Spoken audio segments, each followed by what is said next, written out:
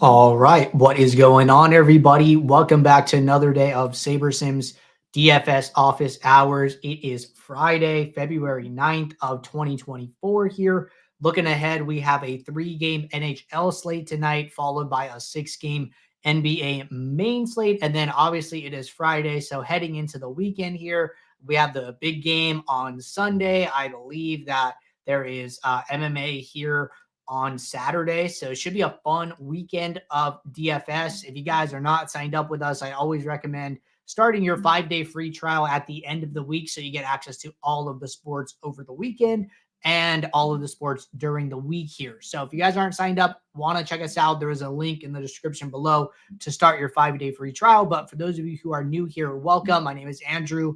I'm one of the coaches over here at SaberSim. This is a show where we go over how to use the SaberSim app, answer any and all DFS related questions. You get your questions in one of 3 ways here. First off, send us an email, support@sabersim.com. Second, post it live in the YouTube chat. Third way, post it in the office hours channel in our Discord server. And if you're not in our Discord, want to get access to that channel, there is a link in the description of this video. You get access to our similar channels, individual sport channels, and you get access to the rest of the SaberSim team here. So can't say enough good things about the Discord. But with that said, quick announcement before we get started. I've been mentioning it all week, and I mentioned it again today. Tomorrow, we are having our first Saturday office hours show. It's going to be at 11 a.m. Eastern, and we wanted to do a Saturday show before the Super Bowl. So that's going to be an ongoing show, but the first one will be tomorrow at 11 a.m. Eastern. And then starting Monday, Monday through Friday, office hours is moving from 2 p.m. Eastern to 4 p.m. Eastern. So be on the lookout for that time change starting next Monday. But with those announcements all said, let's jump in here.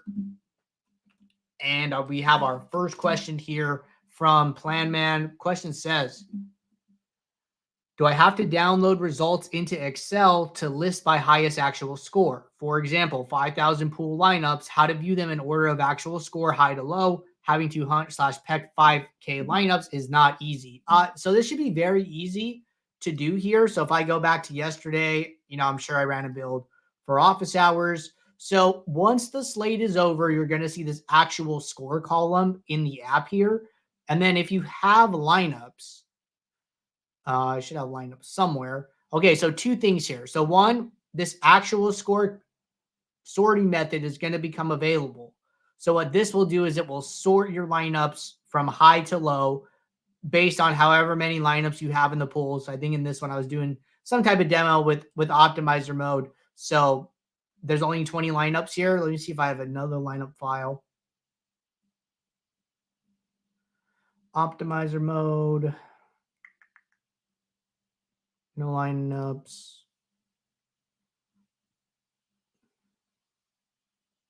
Okay, so this is a normal build. So there's 2 things here. If you come in and you just sort your pool by actual score, it will not matter which lineups you played.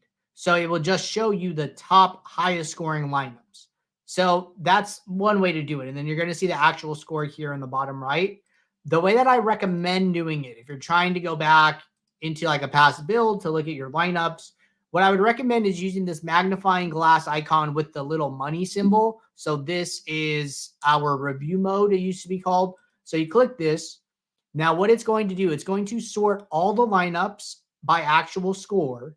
But what it's going to do is it's going to show you your lineups as well as all the lineups. So in this case, from the 20 lineups I played, my 20th lineup was actually my highest scoring lineup. And then my 18th was my second. And then my 16th was my third. So these lineups are built, early in the day during office hours. So there's nothing to be had from that. But it can be important if you go down to your pool and open up your pool. And then what you're going to see is that, hey, these lineups that are grayed out, these are lineups you didn't play. And then it will show you where they used to rank in your pool. So I was playing the top 20. My third highest scoring lineup was ranked 57. My fourth highest scoring lineup was ranked 31. Now, the reason that this can be insightful is it can help you decide, hey, am I making too many changes to my lineup pool where I am effectively skipping some of the highest actual scoring lineups because I am making adjustments to min and max exposures. I'm doing this, I'm doing that. Like if you are playing, 50 lineups and some of your highest scoring lineups were lineup, 50, 31, say like lineup 16 and you weren't playing those, maybe you're doing too much after the build is running. You end up skipping some of those good lineups. So this money symbol in the magnifying glass will help you to, be able to do that. But I always like to go into the pool. I think that option works a little bit better, but you should have the ability to do that, and that should work out just fine. All right. Question from Bill's Nut. Question says, I know that the recommendation for min uniques is one less than the max number of lineups needed, but I'm thinking in a sport with less variation like NBA, that 2 uniques might be the way to go for this. Is this because a lower number of min uniques? No, I'm sorry. 2 uniques might be the way to go for this sport. Has any backtesting been done to see if this is better? This is a better number for NBA than the other sports? When I see others post their 20 max results, it seems that they have a lot of lineups caching, and I assume this is because of a lower number of min uniques. Okay, so we don't do any backtesting around min uniques. Ultimately, min uniques is a tool in your toolbox.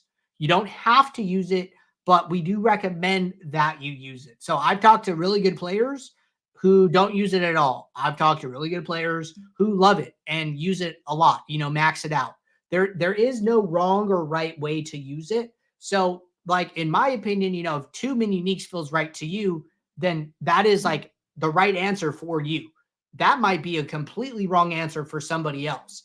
Ultimately, the recommendation to use one less than the max comes from the fact that, we want to share a lower variance approach with our like wide, broad audience. We don't want to like be telling everyone to like be all in like on a play. We want to, take this like longer term approach, trying to lower variance, trying to be long-term winners at DFS, so that's why we don't say like, hey, just do one min unique, sort by ROI, and use like these core plays and have them in like every single lineup. Like that's just like not really our approach. We understand like how high variance is in DFS, and we try to come at it a little bit different way. So a little bit more risk averse approach, a little more diversification, entering a unique lineup into every entry.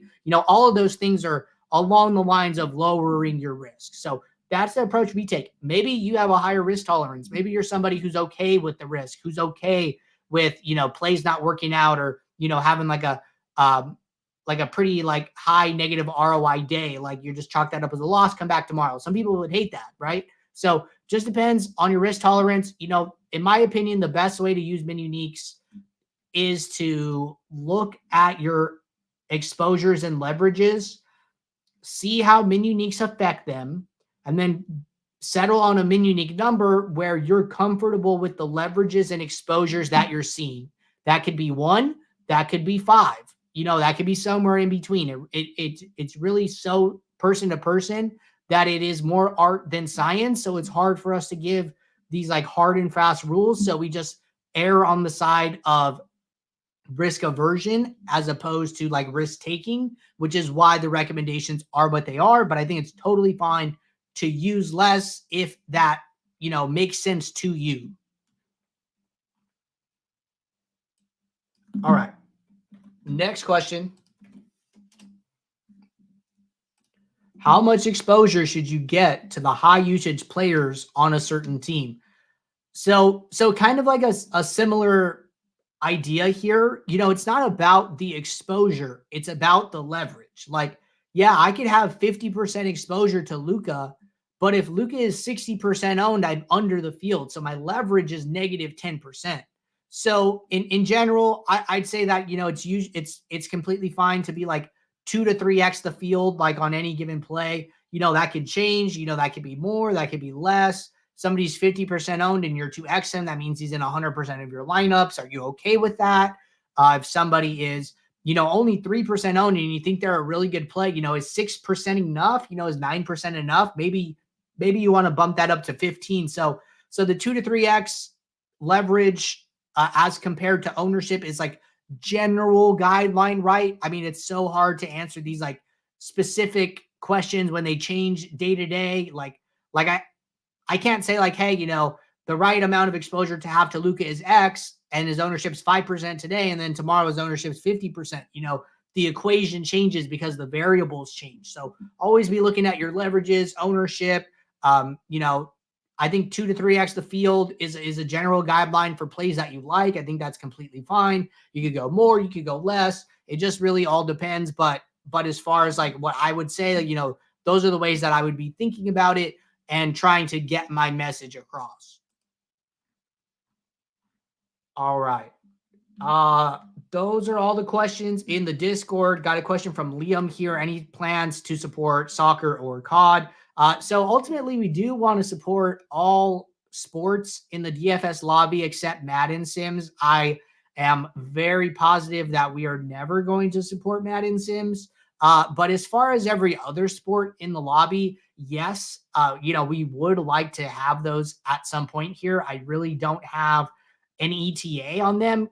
One thing that's right around the corner that we're working on, which we haven't really talked about too much, is updating our NASCAR model for Daytona, which starts next weekend here. So be on the lookout for some communication about some updates to the NASCAR model, some content around that. That should be coming out soon here. But ultimately, we do want to have Sims for every sport. I think one of the things there, though, is that those things tend to move a little bit slower just because, when we put out projections, we really want to stand behind them. We really want to be able to be proud of those projections and be proud of the model. We don't want to just have projections to have them. So we just want to make sure we're putting out quality products. And sometimes those things take a little bit more time to come to fruition here. So ultimately, yes, but I don't have an ETA. But all right, we are all caught up with questions in the YouTube chat and the Discord. It's my first time saying it. This is not our last show of the week. I will be right back here tomorrow at 11 a.m. Eastern for our first Saturday show. So if you guys have questions ahead of the Super Bowl, come on and join me on Saturday morning. You get your questions in ahead of time. You can post it in the Office Hours channel. You can post it in the upcoming stream link on our YouTube page. And until then, everybody, I will see you then. So take care. Good luck. Thanks. Bye.